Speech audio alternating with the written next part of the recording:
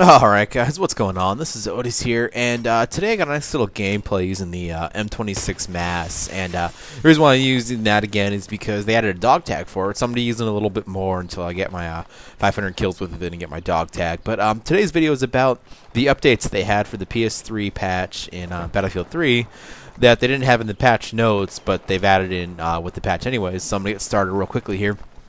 And the current map and the next map is revealed in the server information screen as a play icon and fast forward, which is pretty nice. So now when you're doing the server browsing, you can see what map's next and what map it's currently on. So that helps you out a little bit.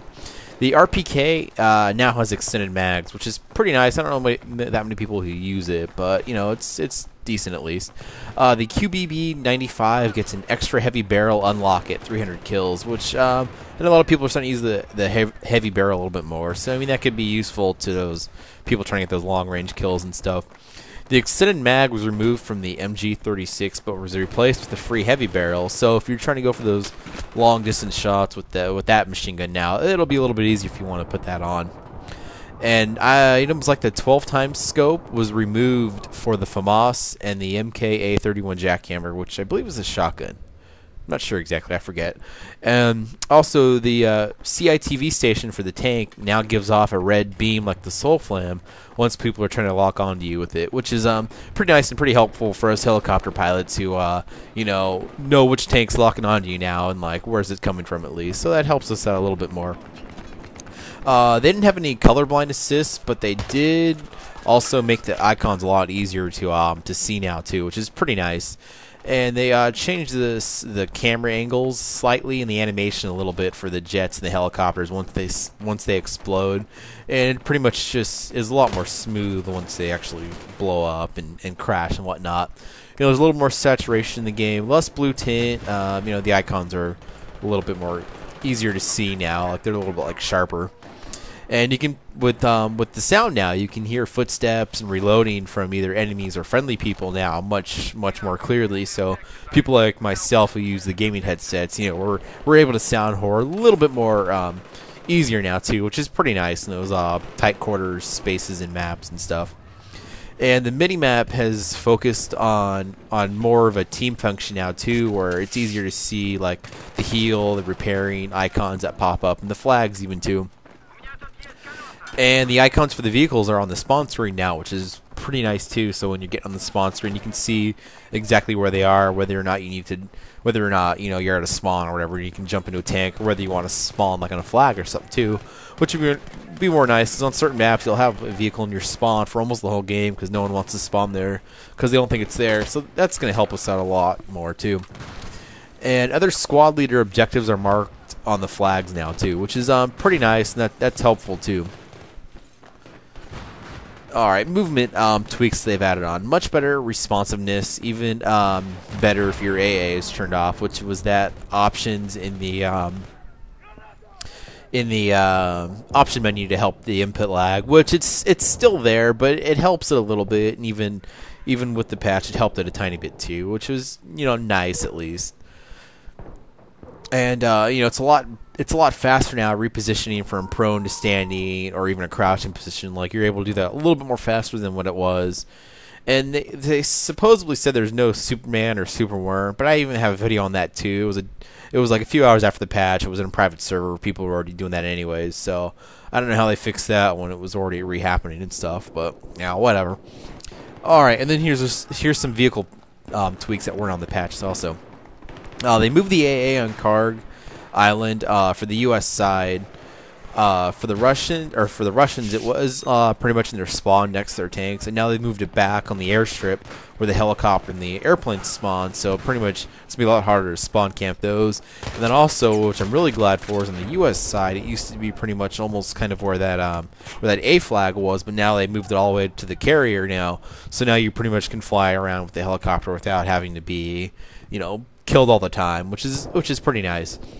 And they've had faster vehicle spawns now, mostly with the air vehicles. I believe before it was about 3 minutes for the helicopters and the airplanes, and now I believe it's at 80 seconds now, which is pretty nice, and that's helpful too. I think it's a minute and a half, I believe, because the attack helicopter now on yeah, the attack helicopter respawns in 30 seconds now, actually, instead of 80 seconds, which is very helpful. Actually, I think it spawns a little bit slower than that, but that's what it's saying here on one of the patch notes they have. You can fly through poles from halfway up, which I don't know, because I usually don't really run into poles and stuff now, so we'll see how that is when I actually try to run into a pole. And you can spawn into AA guns now, which is really nice and really helpful. So if someone's spawn camping, you can just instantly jump in there, which is really nice. And jet guided missiles can take out a tank and nearby infantry units in 2 to 3 hits, which is pretty nice, because before I believe it was like 4 to 6 hits, and with the repairing too, they could get out and pretty much repair it instantly, which is pretty nice. And the below radar has been buffed, of course, for the scout helicopters and the attack helicopters, which I would almost even say it needs to be pushed up maybe a pinch more, but that's just kind of me. And the Stingers take about 2 or less seconds to lock on and fire, which is nice. And they also will disable a vehicle in 1 hit too, which they should. I've seen probably about half the times they actually hit me and they don't disable, but that's all right. And the Havoc is also easier to control too. I know a lot of people are saying the controls were way different and stuff, but I really didn't notice a difference in the Havoc. But yeah, that's just me. I think I was just so used to it. And then all air vehicles now start with flares as a minimum, so I know a lot of people were having trouble with the helicopters and the airplanes, because you're getting shot down right away because you actually had to unlock them. And now you pretty much start out with flares, which is pretty nice and pretty amazing. And the scout helicopter has been added on Shakar Rush for the attackers, which is pretty nice. Give a little variety to that map. And then Jeep horns have been added, but I actually don't know how to use the Jeep horn. I haven't jumped in the Jeeps yet, so I'm not sure how to properly use them. I'm sure it's a click on one of the triggers or something. And ground vehicles can be locked onto now, even when no one's in it, which is really nice too. So for me, I always use the laser painter for the attack helicopter and the scout helicopter, so it's pretty nice to always have those locked to help me find the vehicles a little bit better, especially on hardcore when you can't spot or anything like that too. And the jets have reduced bullet damage, where now they need a lot more bullets to pretty much blow stuff up, which is very, very noticeable. Which is, I like it and I don't like it. It definitely should have been, I would say, the same with jets, with their damage, but that was heavily reduced. And then even for the attack helicopters, them shooting the helicopters now, it's really helpful for us helicopter pilots. It gives us a little bit better of an advantage now too. And multiple players spawning on the jet helicopter, where it would be full, yet you could still spawn on top of it. That seems to be eliminated. I haven't heard anyone talk about that being an issue anymore. So that's pretty good and nice. And the air radar has reduced its effectability. Only in jets and helicopters are visible, and if someone uses an ECM jammer or below radar, you're invisible on their air radar. So that's even maybe a better chance too to use the ECM jammer. I know I use my ECM jammer on my aircraft or the plane. I don't use it in the helicopter. The helicopter I still use flares. I think it's a better option for the helicopters. They reload a little bit faster now too. And we also have the laser marker and guided missile range it was increased a little bit too. So it's you have to be you can be a little bit further away now and lock on, which is pretty nice. And let's see what else they hit. Oh, the tactical light, that was nerfed a little bit now too, which is pretty nice. So people will hopefully be running out a little bit less with that now too, which is good. And let's see here. Oh, the squad tweaks now that they've changed, which are really nice, is you can leave your current squad without actually leaving, or you can join another squad without leaving your current squad that you're already in. Because previously, what you had to do, you had to leave the squad, then you're not in the squad, then you have to look where they are on the list again and actually join the squad, which was a pain. So at least it's a little bit easier and quicker now too, which will save some time and just some hassle. Let's see what else was there. There was it's a much longer period now too, which you can be revived. Because I know in team deathmatch and stuff, you had a really, really limited time reviving people and stuff, which is that helps us out. At least for people who actually want to revive and actually do do some things, which is really nice. And metal and ribbon tweaks. This is a big one here. The Nemesis ribbon, or at least all of them, Nemesis metal has been reduced to 30 ribbons. Previously it was 50, which is pretty nice now. So I got that one because I only needed like 5 more ribbons for it to get the metal, but I got the metal anyways, which is nice. So all of the other one actually pretty soon. My second one. And the suppression ribbon was reduced from 7 to 4 now, so that's going to be a lot easier to get. And hopefully I'll have that metal pretty soon. The MCOM attacker has been reduced from 3 to 2. The MCOM defender has been reduced from 4 to 2, which is really nice because that was really difficult getting those 4. So that'll be a lot easier to get to. The anti-explosives have been increased from 2 to 3 now because before, it was a lot easier to get that ribbon. Even though the ribbon doesn't really help, it's only 200 points. It's just kind of like a token little ribbon that they put in there. They maybe even should put that in as metal, but that's all right. And the air warfare has been reduced from 6 to 5, which I like now because that's going to be more air warfare medals for me, which is going to be pretty nice and pretty interesting. And this is a big one here now too that everyone loves so far. Is you can quit between the rounds now, so you don't have to wait the 40 seconds or whatever to actually then go and download the map and join the game and stuff, which is just so much better. There's a shorter countdown too, actually, when your game starts. I believe it's like 5 or 10 seconds. I forget the actual like countdown, but it's pretty much like almost instant now, which is really nice. And there's no player limit now too, or player count. Like before, you had to wait until there were 6 people in the game before you could start moving around and playing. And so pretty much what happens now too is you can go into an empty server and you can jump into a helicopter or plane and screw around and learn how to fly things.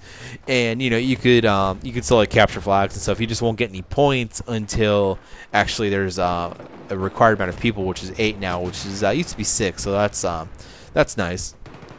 And the matchmaking option multiplayer seems to be a little bit more organized now too for like the custom servers, which is nice and stuff. Let's see what else is here. Oh, there's separate customizations now for the U.S. and the Russian side. Before you can only customize the U.S. side. Now you can do the Russian side. There's 5 flags on Wake Island Conquest Assault now, which is really nice. And they also changed the anti-air units spawning now too, so it's easier for the U.S. to get a little bit of it. And they've added a ladder too to the however the hell you say it, TV tower, so you can actually climb to the very, very top of it on a ladder now, which is nice instead of running up all the way the steps and going through like 20 claymores to get up there. And on Grand Bazaar Rush, the attackers get a tank now after the first set of objectives are destroyed instead of the second ones, which will help out the rushers or the attackers a little bit more. And they changed the out of balance on No Shower Canals too, where actually you can go a little bit more into the water if you're the Russians, and I'm not sure how far up you can go on if you're the Americans, but that's pretty nice and helpful. When you get started the helicopter, you at least have a chance to maybe swim towards the land instead of just being freaking there committing suicide pretty much. And the custom servers now, which is really nice, and it doesn't have it in the patch notes, but you can buy them now, and hopefully I'll be able to get mine pretty soon. And you're able to have up to 2,000 tickets too on the custom servers, so you can have pretty long games and pretty fun games. And you can now filter out conquests on the assault browser too, which is pretty nice because I honestly hate Conquest Assault. I mean, the only time that I would stay in when the Conquest Assault would come up would be on Wake Island. Now, especially with the 5 flags too, I would definitely be staying there. And here's some other additional tweaks too. Like I said in the very beginning, dog tags have been added for the A91 and the M26 mass, which is amazing. And they also added a tag for the Syndicate, which is a game. And also, U.S. Assault Medics arms are now darker skinned to reflect the character model now too, because you kind of have a little bit like light arms, yet because he's a black guy and he have like the black face, but that's all right. And that was pretty much it. So I guess hopefully you guys like this video. I know probably some of you didn't know some of the updates at least, but hopefully you guys enjoyed the video, and thanks for watching, guys.